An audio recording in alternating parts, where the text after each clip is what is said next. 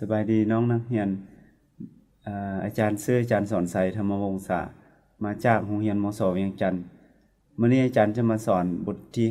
5เว้าถึงวัตถุสืบพันธุ์หรือว่าวัตถุสืบเชื้อแต่ก่อนจะไปเรียนบทเรียนนี้อาจารย์มีคำถามอยู่3คำถามที่จะมาลองถามพวกหลานลองเบิ่งเนาะฉะนั้นให้พวกหลานลองตอบอาจารย์เบิ่งคำถามที่1เว้าถึงว่า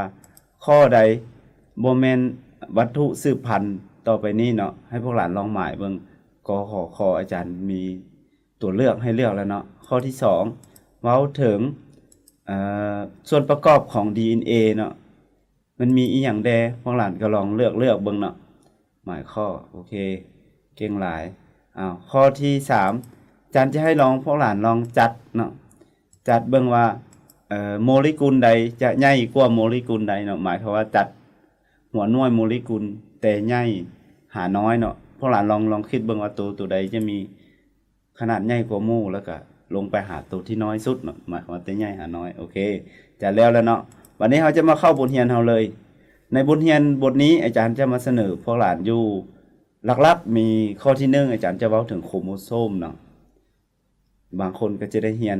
หลายคนแล้วน้องนักเรียนก็สิชื่อได้เนาะบางคนก็ชื่อบ่ได้เพราะว่าเฮาเรียนอยู่ชั้นม .4 เว้าละเอียดแล้วโครโมโซมแต่ว่ามาฮอดชั้นม .7 นี่อาจารย์จะเว้าขึ้นอีกต่อไปอาจารย์จะเว้าถึงยีนเนาะแล้วข้อต่อไปอาจารย์จะเว้าถึง DNA เนาะแล้วข้อต่อไปจะเว้าถึง RNA และจะม้วนท้ายด้วยการสังเคราะห์โปรตีนหน่อยนึงเนาะเราจะเข้าบทเรียนเราเลยเว้าถึงโครโมโซมกิจกรรมที่1อาจารย์จะเว้าถึงว่ามันแม่นอีหยังแท้ๆเนาะโครโมโซมฉะนั้นเฮามาเบิ่งอาจารย์ให้พวกหลานเบิ่งรูปภาพสัตว์4ชนิดที่อาจารย์เอาขึ้นมานี่มีแมวช้างแล้วก็เป็ดเนาะแล้วก็ม้าให้พวกหลานเบิ่งเนาะสังเกตเบิ่งว่าเป็นจังได๋รูปร่างมันเป็นจังได๋เนาะแน่นอนรูปร่างโอเครูปร่างต่างกันลักษณะก็ต่างกันเนาะโอเคอาจารย์จะถามพวกหลานว่าเป็นหยังบ่อาจารย์ถามเนาะว่าสัตว์4ชนิดนี้ประกอบมาจากอีหยังเนาะแม่นอีหยังเป็นหัวหน่วยพื้นฐานโอเคน้องๆหลายคนจะชื่อได้ดีเนาะแน่นอนละสัตว์4ชนิดนี้ต้องประกอบด้วยจุลังสัตว์ที่มีชื่อว่าจุลังยูคาริโอติกเนาะหรือว่าจุลังที่มีแก้นนั่นเองเนาะเอามาลองเบิ่งว่าเป็นหยังสัตว์4ชนิดนี้ประกอบด้วยจุลังสัตว์ชนิดเดียวกันหมายถึงว่าสลัดจุลังยูคาริโอติกเซลล์นี่นะแต่ว่าบัดนี้ว่าลักษณะมันเป็นอีหยังมันจึงแตกต่างกันเนาะฉะนั้นเฮามาเบิ่งว่าอยู่ในแต่ละจุลังหั่นน่ะมันมีอีหยังที่บ่งบอกถึงลักษณะมันแตกต่างกันโอเคฉะนั้นเฮามาเบิ่งข้อต่อไปเลยเนาะอันนี้เป็นการทดลองของเพิ่นก็คือเบื้องซ้ายมือของอาจารย์เนาะก็เป็นหนูสีขาวซึ่งหนูสีขาวนี่แม่นเพิ่นจะเอาจุลังผสมเพศของหนูสีขาวจุลังผสมเพศนี่แม่นแน่นอนแล้วเพิ่นเอาจุลังผสมเพศระหว่างหนูตัวผู้สีขาวและตัวแม่สีขาวผสมพันธุ์กันก่อนแล้วจะได้จุลังไข่ผสมเพศเนาะหมายถึงจุลังไข่ที่มาจากอสุจิของหนูสีขาวและจุลังไข่ของหนูแม่สีขาวฉะนั้นเฮาได้จุลังไข่ผสมเพศเพิ่นจะเอาจุลังไข่ผสมเพศของหนูสายพันธุ์สายสีขาวสีขาวนี่แล้วก็หนูสีน้ำตาลอีกเนาะสีน้ำตาลก็เฮ็ดคือเดียวกับหนูสีขาวเอาพวกหลานมาเบิ่งหนูสีขาวเพิ่นจะเอาหยังเพิ่นจะเอาแต่เจียหุ้มจุลังเนาะแล้วก็ธาตุจุลังเพิ่นจะเฮ็ดหยังเพิ่นจะทำลายแกนของมันเนาะเพิ่นจะทำลายแกนของมันเฮามาเบิ่งเบื้องหนูสีน้ำตาลบัดนี้เบื้องสู่สีน้ำตาลนี้เพิ่นจะทำลายเบิดเพิ่นจะเอาแก้นของมันหมายถึงจกเอาแก้นของมันออกมาแล้วเพิ่นเฮ็ดหยังเพิ่นเอาแก้นของมันหั่นไปใส่จุลังผสมเพศของหนูสีขาวเนาะซึ่งหนูจุลังไข่ผสมเพศของหนูสีขาวจะเหลือแต่หยังพวกหลานเหลือแต่เจือหุ้มจุลังและธาตุจุลังเนาะบัดนี้เพิ่นเอามาใส่กันแล้วเพิ่นเอาไปฟากกับ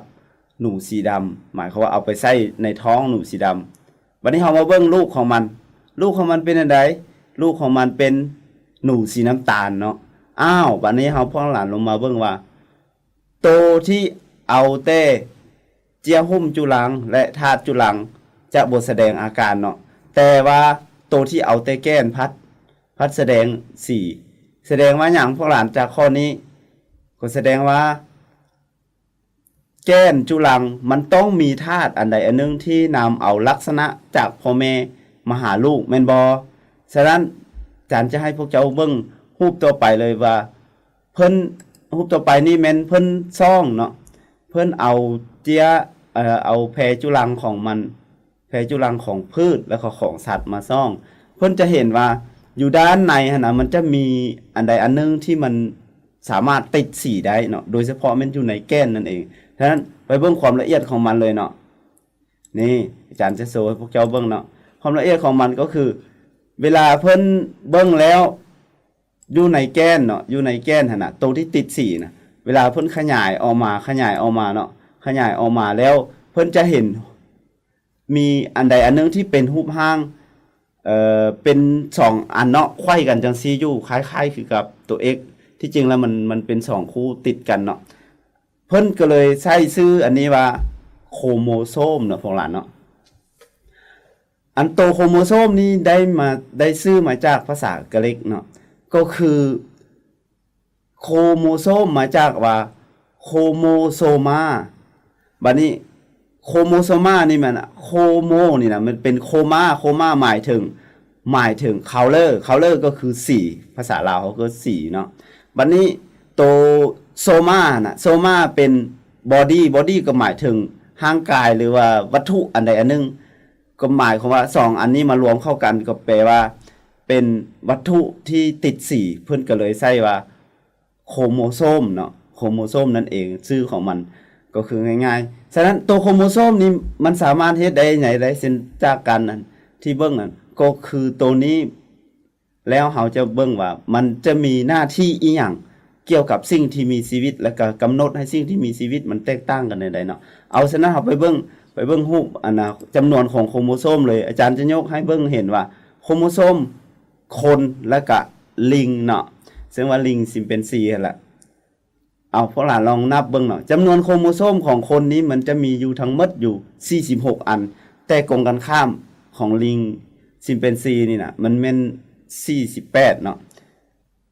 รายละเอียดเฮาบ่เบิ่งทั้งหมดอยู่ในตาตารางเนาะนี่เฮาจะยกตัวอย่างตาตารางก็คือกันพวกหลานจะเห็นจำนวนของโครโมโซมแตกต่างกันของสิ่งที่มีชีวิตแต่ละชนิดเนาะแต่ละชนิดยังบ่พอเท่านั้นอีกพวกหลานเฮามาเบิ่งจุลังเพศเนาะระหว่างจุลังเพศนี่นะมันมีโครโมโซมที่มันแตกต่างกันพวกหลานเบิ่งให้ดีๆอาจารย์จะยกให้เบิ่งเนาะอยู่เบื้องซ้ายมือของอาจารย์แม่นจุลังของผู้ชายเนาะหมายความว่าเพิ่นเอาจุลังร่างกายของผู้ชายจุลังนึงมาแล้วเพิ่นก็นับจำนวนโครโมโซมจัดคู่โครโมโซมอยู่ในจุลังหั่นเนาะอยู่ในแกนจุลังหั่นและส่วนเบื้องขวามืออาจารย์ก็แม่นจุลังของผู้หญิงเนาะเพิ่นจะใส่จำนวนและจัดเป็นคู่มาแล้วพวกหลานเบิ่งคักๆเนาะแต่คู่ที่1ฮอดคู่22มันจะคือกันแม่นบ่พวกหลานระหว่างผู้หญิงกับผู้ชายมันจะคือกันหมดคู่ที่1ฮอดคู่22ขนาดของโครโมโซมมันจะคือกันแต่มาเบิ่งคู่